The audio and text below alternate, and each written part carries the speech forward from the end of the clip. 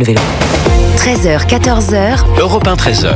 Avec Céline Géraud sur Europe 1, 13h21. Céline, c'est l'heure d'accueillir vos deux chroniqueurs du jour, l'avocat Gilles-William Golnadel et le directeur adjoint de la rédaction au Journal du Dimanche, Raphaël Steinville. Bienvenue les amis, ravi de vous retrouver. Merci. En cette fin de semaine, on s'est pas ennuyé encore avec l'actualité et on en avait parlé dès hier sur Europe 1. L'histoire qui rebondit aujourd'hui sur TikTok. Emmanuel Macron avait donc répondu à un influenceur qui se plaignait d'avoir écopé d'une amende après avoir payé avec son téléphone à un péage. Mais l'homme en question se révèle être un influenceur relayant des contenus islamistes. Écoutez plutôt.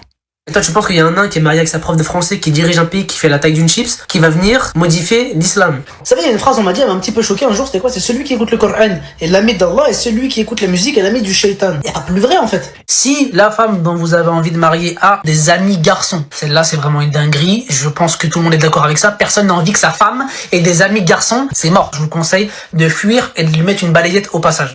Bon, voilà, je crois que tout est dit dans cet extrait. On en a parlé ce matin, évidemment, sur Europe 1. Raphaël Steinville, comment l'Élysée a-t-elle pu passer à côté du profil de cet individu ? Écoutez, c'est confondant. C'est confondant que le président s'abaisse à répondre à un TikToker islamiste au pédigré, au déclaré en 2019 à la suite des Gilets jaunes. Que François Bayrou a réanimé. Ouais, en écartant, en disant en tout cas que l'immigration ne serait pas une priorité, mais c'est-à-dire qu'il répond à un personnage tout ce qu'il y a plus sulfureux et il est ignorant, silencieux à la souffrance de millions de Français. C'est quand même sidérant.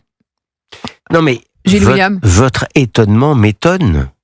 Je veux dire par là que Monsieur Macron est capable, il l'a prouvé, de toutes les excentricités. Alors là, il y a une posture particulière. Il veut peut-être se rapprocher des problématiques des Français, être un peu proche d'eux. Oui, mais enfin bon, écoutez, c'est de l'amateurisme le plus total. Si c'est de qui il s'agit, c'est une honte. S'il ne le sait pas, ça montre l'amateurisme le plus total de ses services, et au-delà du problème Macron, ça montre aussi comment on pense dans certaines cités, parce que le petit jeune en question...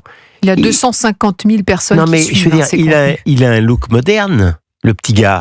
C'est pas un barbu que vous imaginez s'abîmer en prière tous les matins et tous les soirs, pas du tout. C'est un petit jeune moderne dans les banlieues, mais qui pense que une femme, elle doit pas avoir de copains et qu'elle doit porter le voile dès l'âge de 7 ans. Exactement. C'est ce qu'il dit aussi. C'est, je pense, dans cette modernité-là qu'il y a quelque chose de totalement effrayant.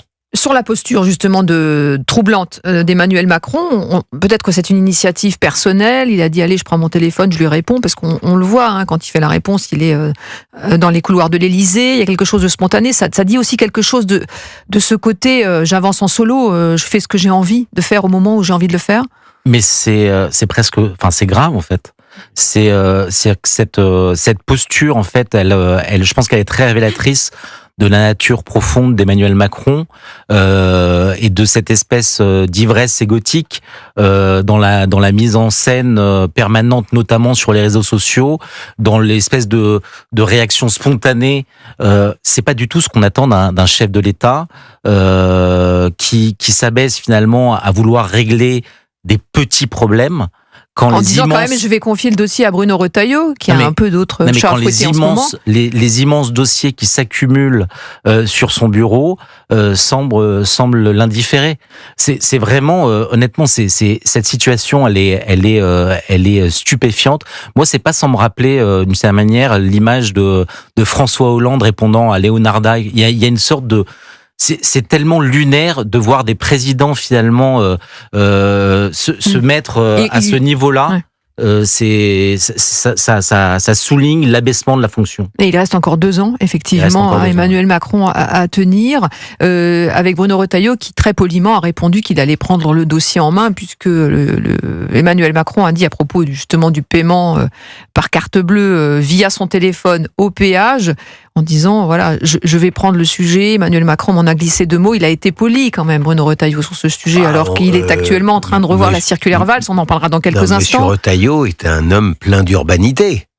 il n'a pas bon, et de mon point de vue, il a raison. Il n'empêche que mon contradicteur, si j'ose dire, Monsieur Stainville, a raison d'insister sur le côté psychologique un peu problématique. Je veux surtout pas offenser un chef d'État, mais il n'est pas rationnel de ne pas prendre en compte l'irrationalité de Monsieur Macron à certains moments.